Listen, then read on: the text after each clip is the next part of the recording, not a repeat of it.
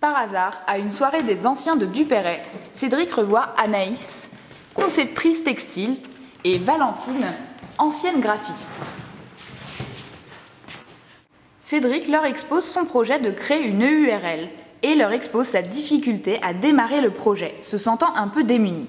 En effet, son père a refusé de l'aider et il ne se sent plus capable de prendre les décisions seul, n'ayant pas assez de recul sur l'ensemble de son activité. Ma chérie, si on crée une SARL? Ah bah ouais, carrément.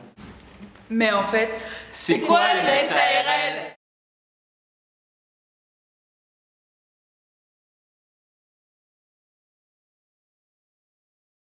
Bonjour Léo. Bonjour. Donc, tu es étudiant et en même temps tu as créé ta société. Oui. Peux-tu nous parler un petit peu d'elle? Donc, la société s'appelle DataVise et on fait des visualisations interactives de données. C'est-à-dire qu'on essaye de rendre manipulables et compréhensibles des grands amas de données. Ça peut être des bases de données, par exemple, de partis politiques, de financement, des longs rapports. Sur le site internet de DataVise, vous les vendez, c'est ça? C'est-à-dire qu'on fonctionne plus par projet, c'est du B2B, donc business à business. Ça peut être des médias, mais on a aussi les clients comme des agences de communication, ça peut être des projets artistiques. Donc Léo, tu as monté une SARL. Oui. Et est-ce que tu pourrais nous en dire un petit peu plus sur tes associés, comment tu les as rencontrés, qui sont-ils? En fait, le projet d'entreprise vient d'abord d'un projet étudiant, un projet de fin d'études en fait d'étudiantes de Sciences Po Rennes qui cherchait un partenaire en fait pour réaliser un site média de journalisme de données. Il y a plein de profils dans mon école, des développeurs, des graphistes, des référenceurs, et donc nous on a monté une équipe éthique pour travailler sur ce projet, et on a sorti en juillet le site ActuVisu. Et donc en même temps, on a fait pas mal d'évangélisation du marché pour savoir si ça intéressait les médias, qu'est-ce qu'ils en pensaient, comment il fallait faire. Et à partir de là, on avait pas mal de contacts et on voyait qu'il y avait un marché qui était émergent. Et on avait acquis notre petite notoriété, les gens venaient nous voir, ils voulaient travailler avec nous, donc il n'y avait vraiment aucune raison de ne pas continuer en fait vers un projet professionnel. Et est-ce que dans l'entreprise vous avez chacun un rôle bien défini ou vous travaillez ensemble juste sur les projets? Là, on travaille tous ensemble mais chacun a ses spécificités. Par exemple Caroline qui vient de Sciences Po Rennes et connaît très bien les médias sur l'éditorialisation, les business models, etc. émergents. C'est des choses qu'elle maîtrise, par contre elle ne maîtrise pas les côtés techniques, les contraintes. Donc aujourd'hui, qui dirige votre entreprise? En fait, les statuts viennent d'être faits et on a décidé que ce soit une cogérance. Donc Caroline et Benoît, à un côté Sciences Po, à un côté éthique. C'était les deux chefs de projet au moment du projet ActuVisu et c'était naturel que ce soit. Et donc leur responsabilité par rapport à la tienne, par exemple, de simple associé, elle est... Alors il me semble que c'est leur responsabilité civile est impliquée, et alors que moi non. Au niveau du statut juridique de l'entreprise, vous avez choisi une SARL. Est-ce que tu peux nous expliquer ce choix? C'est principalement parce qu'on est encore étudiant. Pour la première année, on va fonctionner en petit comité, sans se verser de salaire, sans travailler à plein temps dessus. Donc on ne va pas faire un chiffre d'affaires fou. Pas forcément de quoi payer un expert comptable. On a un petit capital. Pour le moment, ça nous convient parfaitement. C'est le statut le plus simple en fait que vous avez choisi pour commencer. Oui. Et justement en fait par rapport à la SARL, est-ce que ça a été compliqué de créer l'entreprise?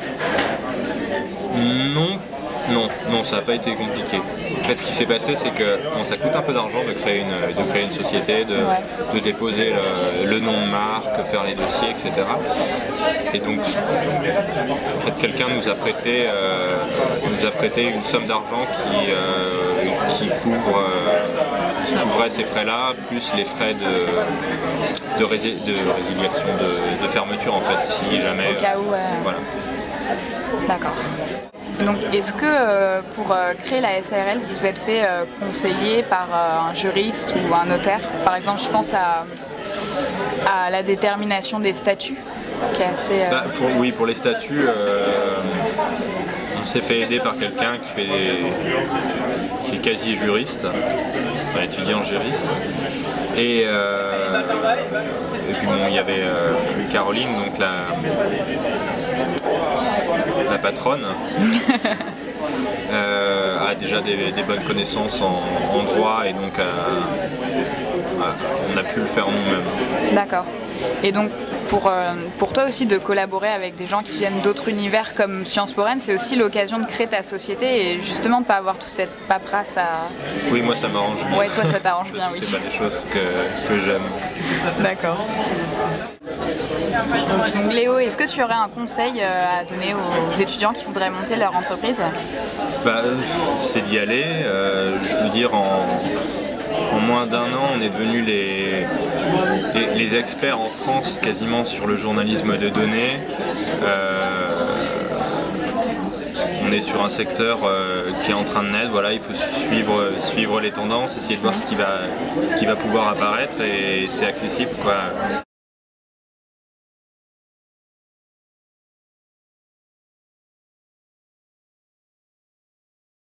Le bénéfice augmente chaque année. Cédric voudrait investir dans la création d'une société plus grande, pluridisciplinaire. Mais pour cela, il faut des financements. L'entreprise souhaite s'agrandir. Elle va donc accueillir de nouveaux associés et actionnaires. La SARL va devenir une SA, Société Anonyme. C'est quoi exactement une SA?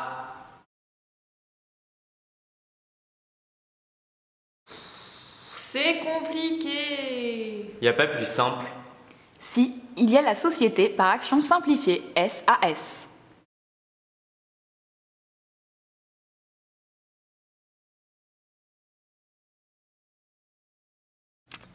Cédric se sent investi d'une mission. Fini le profit à tout va, l'exportation de la fabrication, la mondialisation. Il voudrait tout laisser tomber. Il voudrait mettre en avant les traditions textiles de sa région, dans une logique de développement durable. Il aimerait créer des emplois et participer au développement social de sa ville. Dans son entourage, plusieurs l'encouragent et sont prêts à le suivre. Des amis, des voisins, des bénévoles, des associations et même d'autres sociétés. Mais que dois-je faire? Renseigne-toi auprès de ta préfecture pour savoir si tu peux monter une SCIC, Société coopérative d'intérêt collectif. Mais qu'est-ce que c'est? Un nouveau statut?